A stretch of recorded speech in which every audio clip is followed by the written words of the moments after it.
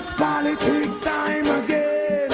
Are you gonna vote now? My people may talk. Civil society is again putting pressure on the political directorate for reform. This time, the aim is squarely at the issue of party financing. The Electoral Commission of Jamaica, ECJ, has put together a proposal which would literally be the game changer in how political parties are financed in Jamaica. If enacted, it would be landmark legislation for all of CARICOM, as no other country yet requires the proposed type of disclosure. At the PSOJ's Chairman's Club breakfast earlier this week, Grace Kennedy's Executive Chairman Douglas Arain pointed to the need to enact the ECJ's proposal. The ECJ subsequently issued a second report in June 2011 on campaign financing, which conceded that there is no perfect legislation that can be formulated to address this issue. The prevailing wisdom is that workable and effective measures to deal with campaign financing should include, at a minimum, elements dealing with disclosure, state funding, monitoring and enforcement, as well as source of funds and permissible donors.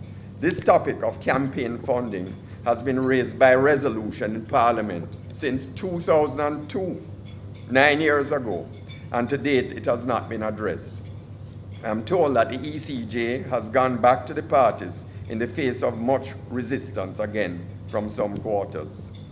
It's imperative that this matter is attended to well before the next general elections. Some of the recommendations are that funding will only be allowed from legal entities, natural persons, state funding, National Election Campaign Fund, and diaspora groups. There will be limits placed on donations, a maximum $1 million to each candidate by a donor in a single campaign period, $1 million times the number of seats contested to each party, a maximum of $10 million to all candidates and to all parties. This would be tax deductible. There would be no impermissible donor and no anonymous donor, which means full disclosure of the identity to the party or the candidate.